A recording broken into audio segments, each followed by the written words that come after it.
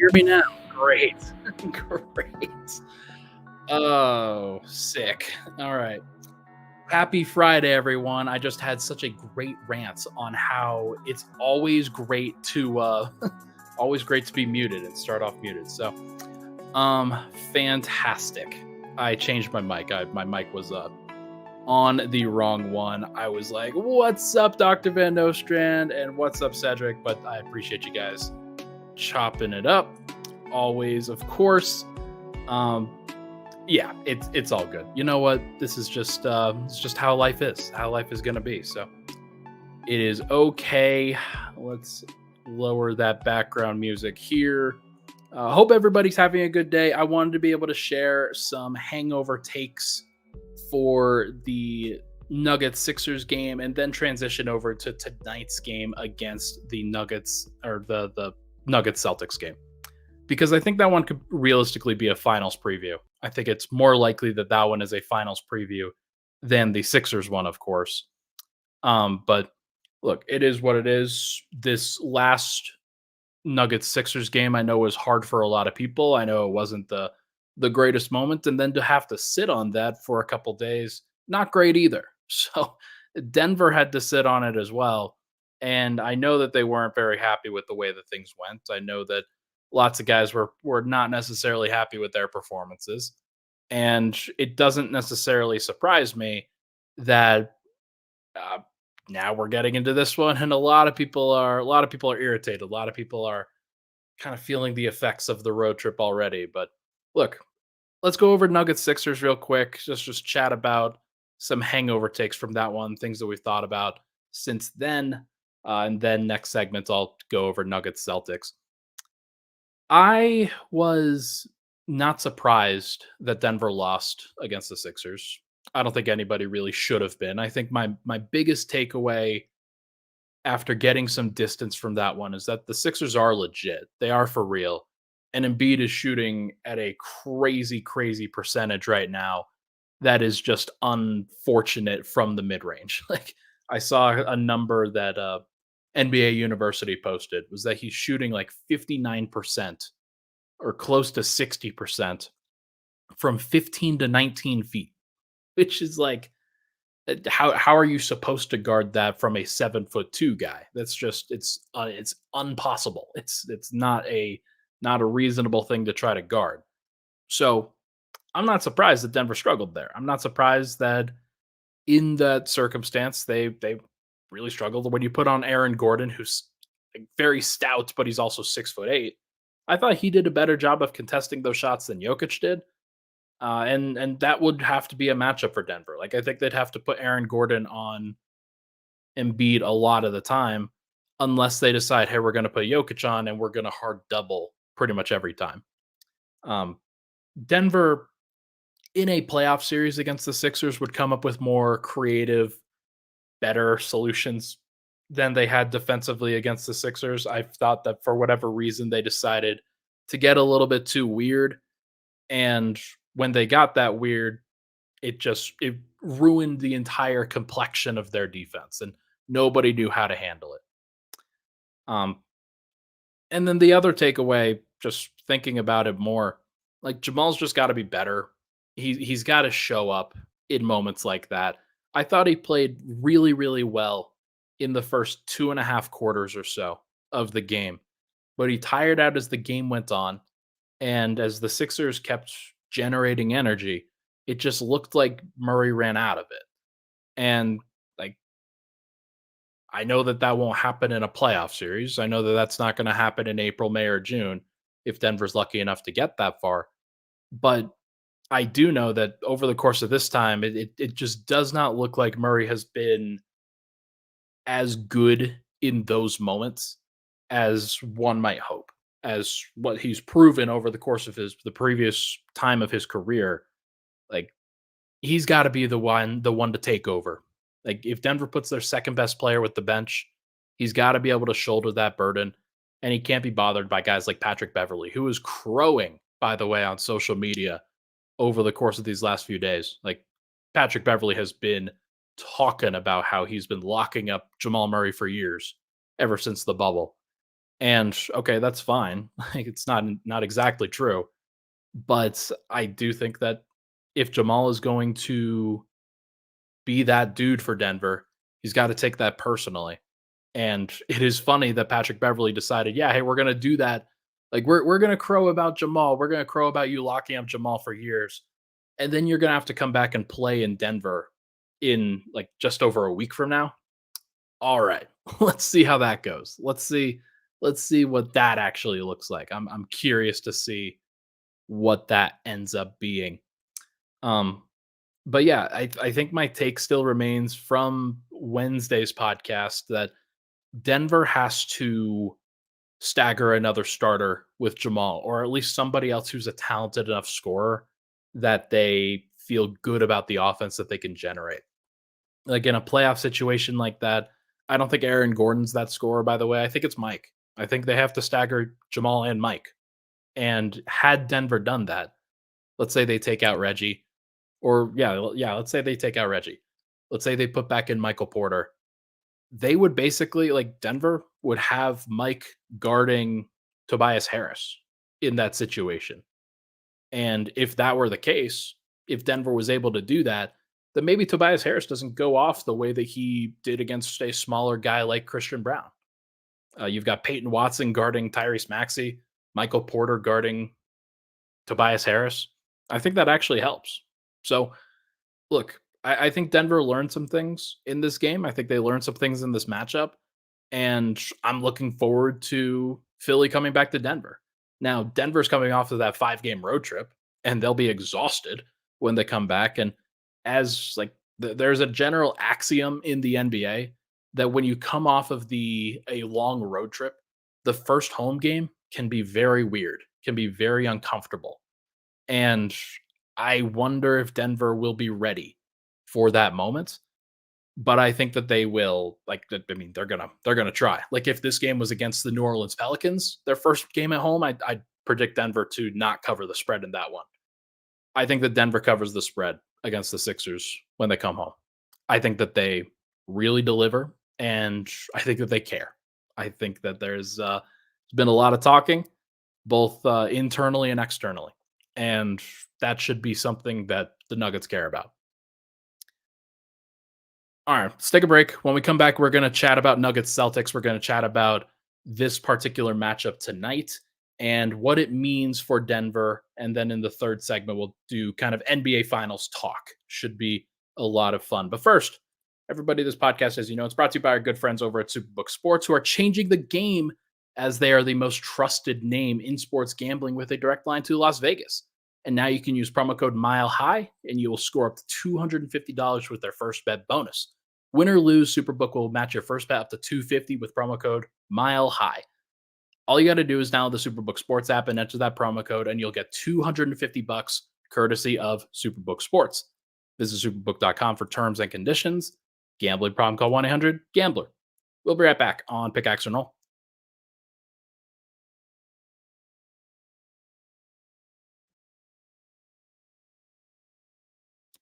And we're back.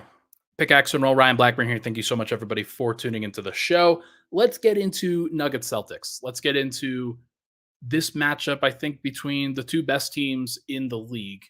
I do think that the Nuggets are a better team than the Sixers overall. I think that that's like I know that people after watching this last one are going to be like, but and I mean I think they're evenly matched. I think Denver just played at home, or they played on the road, and then like Denver's just not as good on the road. And that's going to bear out against the Celtics too. Like it's just going to be a problem. And Denver, they're going to have to generate some energy. They're going to have to generate some of their own motivation and consistency that they generally struggle with. And that's going to be that's going to be pretty difficult for them, especially against a team that is, I am not kidding, 20-0 at home. Uh, the Celtics are really good. The Celtics are a really, really good basketball team, and it is going to be building. Now, the Celtics are 12-9 on the road, so they're not infallible. They just happen home so far. And look, they might continue to do that, and Denver may not be the team that actually takes them down. But I would absolutely be concerned if I were Denver about approaching this game and the balancing of the rotations and what it's going to look like when the Celtics provide their best punch in a quarter, whether it's the third quarter or fourth quarter, and Denver doesn't have their best personnel on the floor. That's where I'm looking at all of this, and I think that there's going to be some curious matchups given that the Celtics are fully healthy. The Celtics are basically like their top six is unbelievable. You go Drew Holiday, Derek White, Jalen Brown, Jason Tatum, Kristaps Porzingis, and Al Horford on their bench. And both of those guys in the backcourt, Holiday and White, are incredible defenders, as you know. They are some of the best point defenders that you can, like point of attack defenders that you can get. And they are some of the best switch defenders that you can get, where they scramble, they do everything that they can. Derek White is one of the best shot blocking guards in the NBA. Drew Holiday is no slouch of his own. And Jamal Murray is going to have a tough time. Like he will be guarded by Derek White for the vast majority of this game. And I think I'm okay with that matchup if I'm Denver, because one of the things that gives Murray problems is size. The other is like physicality. And Derek White's more of a technical defender. He's more handsy, like with passing lanes and shot blocking and whatnot. Murray, as long as he's focused, I think will be better in this kind of matchup than he is in matchups against guys like Jada McDaniels or OG Ananobi or players of that ilk. That's me anecdotally saying that. I'm not sure if that's actually true, but just from my perspective here. Um, Cedric asks, why won't they have Holiday on Murray? Because Derek White is a better defender. I'm not kidding. Like Derek White is so good. There are reasons why he is currently like getting all-star consideration. He's not actually going to be an all-star, but Derek White has been, I think statistically, Derek White has been their second best player behind Jason Tatum. Kristaps Porzingis, you have an argument there. Jalen Brown, you have an argument there. Drew Holiday's probably been their fifth best player, which is why the Celtics are so dangerous, because you know what Drew Holiday can do. You know what he's capable of. And the fact that their team has, oh, and by the way, yeah, Colorado native Derek White. I interviewed Derek White over the summer. I was at the Parker Fieldhouse when I like in Derek White's native Parker. And I went down there and interviewed him for Mile High Sports. It's up on the website if you're interested. We chatted, we sat together, we talked. It was interesting. That was right when he shaved his head and he was wearing a hat, kind of like I am. And I was like, yeah, he's got a little bit of a different hairstyle than I remember, and that's because he was bald. It was very, very fascinating. But no, Derek White is so good, and he's a very gracious person too. So um, yeah, really, really interesting dude. And he's somebody that you root for from afar. Like if there's anybody on the Celtics that you're like, yeah, I feel good about them having success. I feel good about them being good. Derek White's probably one of them. Where was I? The rotations. White and Holiday are not superfluous. Like they overlap, their skill sets overlap a little bit, but like they're elite defenders and can create with the ball. Jalen Brown, Jason Tatum, elite scorers, can create with the ball. I think Brown's got some weaknesses. Tatum's got some weaknesses that are different. So they can come up with some different things. Kristaps Porzingis has had a great season. Like he is so good and so valuable for what they do in Boston, and he is somebody that if I'm Denver, I'm a little bit worried about that matchup. And what's funny is Porzingis is only shooting 32.7% from three. Like it is not a high percentage, but he's shooting 66% from two, and he has a career high EFG percentage and probably a career high true shooting if I scroll down here. Yeah, 65.3% true shooting is crazy. And he's blocking shots, he's grabbing some rebounds, he fits into what they're doing really, really well, and they're going to jack up threes. Um, Casey Mack says they shoot way too many threes still, and if those threes do not fall, it shoots them out of the game. That's fair, but the fact is that they also, because they shoot so many threes, they have the flexibility to be a little bit worse on the percentage, and they're still going to be okay. Right now, they shoot 38% from three on the season, and they take the most threes per game, and that really helps their offense.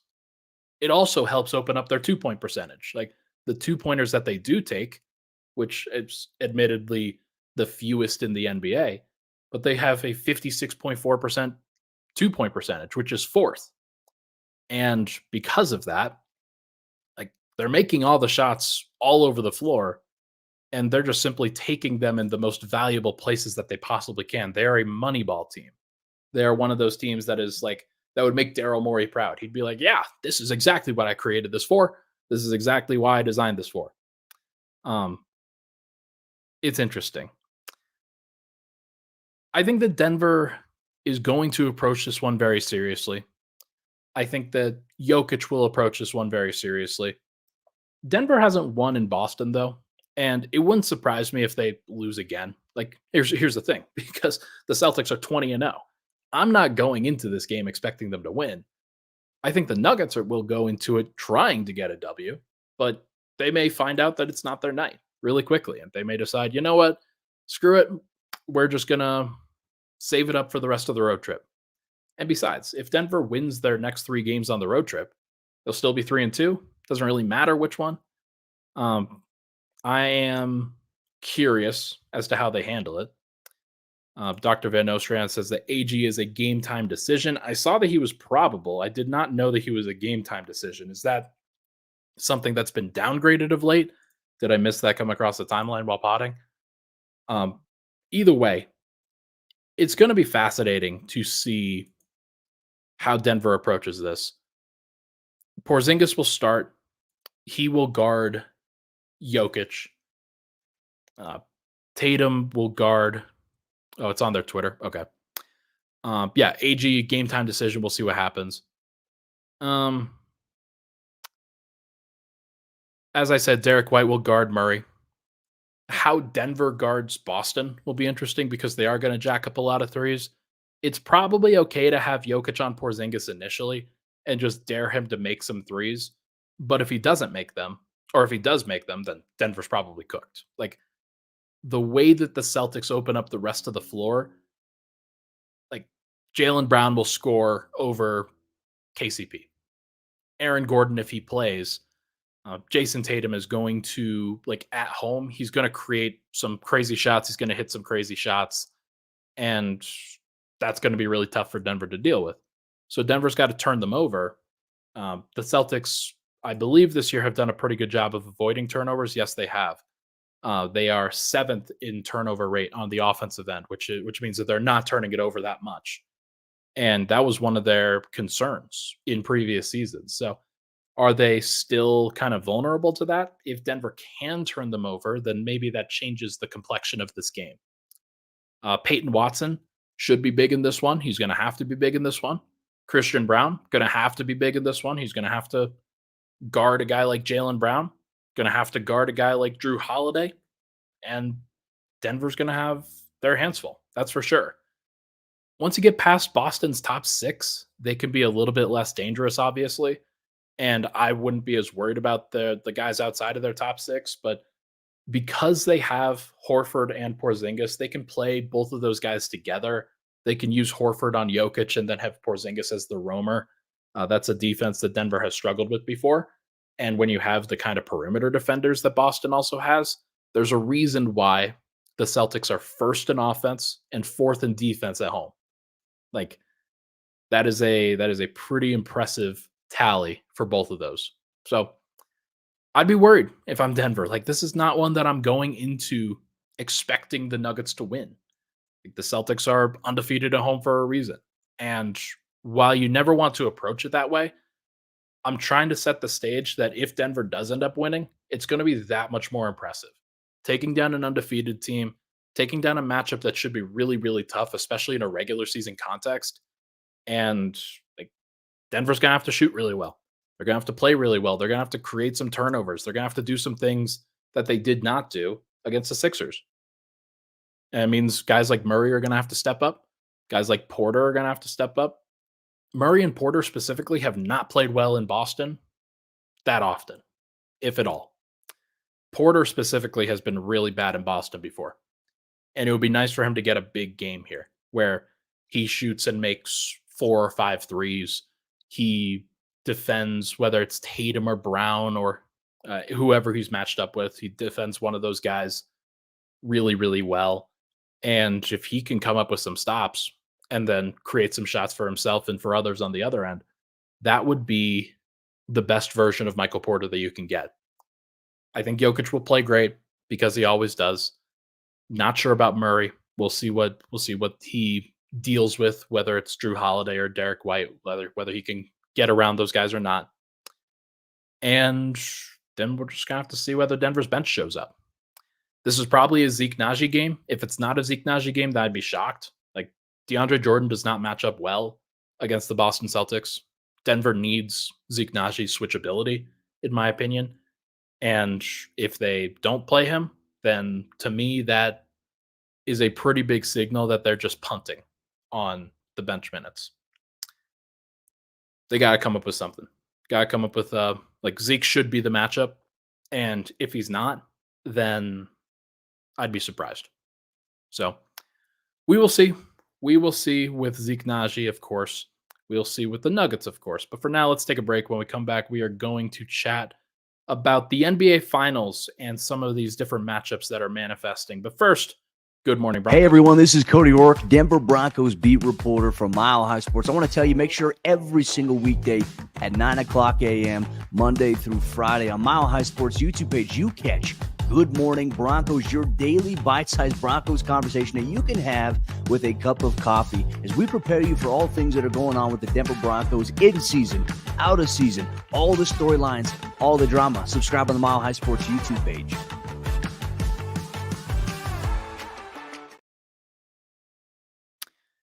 I hope that video played. Something weird happened on my StreamYard, so I didn't really see it, but hopefully that video actually did play. Good morning, Broncos. You can catch it 9 to 5 not 9 to 5, at 9 a.m. pretty much every weekday. And as kind of getting into the off season here, we will see just how consistent that goes. So Broncos are wearing my Broncos trucker hats that I got from the MHS party. We will see what the Broncos end up doing. All right, final segment here. Let's chat about the finals. Let's chat about some teams in both conferences and just kind of where the picture stands. I saw some finals like predictions or championship odds or whatever. I believe the Celtics were 1 and the Nuggets were 2 in terms of the odds for getting back to the NBA Finals. And I think that that's fair, and I think that that's a good order for both of them too. The Celtics are great. Like I know that people love to criticize and clown, and especially when you lose to the Miami Heat, when you lose to an 8 seed, and then like it's just embarrassing the way that they did it. If they lose to that team again, I'll be surprised. Like Porzingis should really help them in that matchup. Drew Holiday should really help them in that matchup, and they should just be better than every team in the conference. Now, if they match up with the Sixers or they match up with the Bucks, how are they going to defend guys like Giannis and Embiid? I don't really know, but I do think that they're in a pretty good situation. The Celtics are, because they've got answers to a lot of different questions. Like they can go double bigs, they can go pretty small, they can play 5 outs, they can play post up offense, they can run pick and roll, they can do a lot of different things. I like the Celtics, and I like their chances as a team that comes out of the East. I think that they will be really, really good. I think that they are a step above both the Sixers and the Bucks from a like both a talent and kind of a collaboration standpoint. Like, just feels like the Celtics have better chemistry this year, and that helps when you're winning. But like the Bucks and the Sixers, still trying to figure it out. Dame, I'm still trying to figure out. He is not quite as good as he was in Portland. Um, that's probably not going to change either. I don't see him going the other direction as he continues to age and get older. He's got a lot of miles on him, Damian Lillard does, and there's only so much that he can do next to Giannis. Um, yeah, I'm curious to see what happens. What does it say? Ryan, why won't they give us any respect considering it's all just about the Lakers and the NBA media? What are you talking about? Denver has the best finals odds. I think that here's the thing. I think that Denver does get a lot of respect. Um, yeah, Cedric never listened to the media. They always talk about the Lakers, Warriors, and Clippers, no matter how bad they are doing. That's true because it does drive clicks. And the clicks for the Nuggets will be they'll still be there in the playoffs. Like that's something that they can absolutely do. Um, but yeah, I think that it's going to be I don't know. Like I'm still trying to figure it out from a media perspective. Like as somebody who is currently running a separate podcast that covers the entire NBA, the Lakers is not the most popular. The Clippers are way more popular. The Clippers are way more popular on my podcast than the Lakers are. I'm not sure why. But look, maybe it's just timing. Maybe it's just how interesting. Like the Clippers are really good. They have a very very reasonable chance to make it to the finals themselves. Like, do I think they can beat Denver? Probably not. Do I think that they're going to be a bitch to play? Absolutely. Like, if you're Denver and you have to match up with the Clippers, I've talked about this before. How do you match up with them? Who are you guarding with who? If the Clippers bring out their starting group and say, okay, we've got Harden, Terrence Mann, Paul George, Kawhi Leonard, and Ivica Zubac. I I mean, obviously Jokic guards Zubac, and like KCP probably guards Harden, but then who does Murray guard? Does Murray guard Paul George? Does guard Paul George and then Murray guards Harden? Like they have three elite scorers, and that is a really really tough matchup to have. So I think if you're Denver, like the Clippers are probably the team that scares you the most now. The Wolves, I shared some concerns about them early on and still have those concerns. Like I think that Denver's going to have to navigate that. But I think those are problems that are a little bit easier solved than the ones that the Clippers possess because of the Clippers if they play at their ceiling, they're going to score on Denver. It's just about can Denver score more points than them. With Denver, Denver can solve any defense, including the best defense in the NBA with the T-Wolves. And the problem with the T-Wolves is that if Denver does solve that, then the T-Wolves just don't have the extra gear offensively that will really bother Denver. Now, Anthony Edwards is still dominant, and Karl Anthony Towns can score, like he can do a lot of different things. But I think the Clippers are a little bit more dangerous to a team like Denver. Um, but then again, if Jokic just scores 35 a game, then that might solve everything anyway. So it's tough. Like I think if you're the Nuggets, there are three teams in the West that you're really looking at. It's Minnesota, OKC, and the Clippers. OKC, we've already seen they can win. They can do everything that they want to pretty much against the Nuggets. Now, will Denver have better game plan discipline? Will they have better rest? Absolutely. Is Denver the more veteran team that knows how to handle these spots better than OKC? Absolutely. But OKC really reminds me of the Nuggets back in the day, where they're just way ahead of schedule and are talented enough to upset a team. So hypothetically, if the standings hold right now and Minnesota faces the Clippers in the second round and OKC faces Denver, could OKC take Denver to 7 games? Yeah, yeah, they could. And especially because OKC has home court advantage, that is a stressor. That is a stressful one if you are the Nuggets. So like I think that OKC probably needs another big in order to match up with Joker, but that is a pretty tough stretch for Denver. And like I try to give respect to these teams and not like just say, oh yeah, the Nuggets will take down whoever they face. because Denver might take them down. They might be just fine in a matchup like that. But I also can see you don't have Bruce Brown, you don't have Jeff Green. Things are a little bit different. And like if you're going to need Murray to be the absolute best of the best that he was, just like last year, what if he just doesn't do that? What if he just averages like 22 and 6 on like 58% true shooting? And then you need just kind of a little bit of an extra margin somewhere else. So I am still trying to figure it out. And I think that Nuggets fans should have a healthy respect for the rest of the conference. Like, you can't just talk down at all these teams just because you won the title. Like, all these teams got better. Clippers got better. T-Wolves got better. OKC got way better. Like, all of them are really, really good. Do I think that Denver makes it out? Yes. Do I think that Boston makes it out? Yes. That's why I think that today will be a finals preview. That's why I think that today will be a really, really, really interesting game. Casey Mack asks, do you think the Nuggets need to have, or do you think they need to have home court advantage to be successful this year in the playoffs?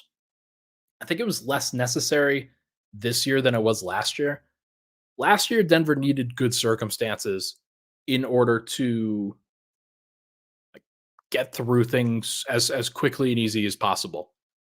One of the things that we were talking about before was that Denver, they needed a little bit of uh, a head start, if you will. They needed to win their home games, and then they did.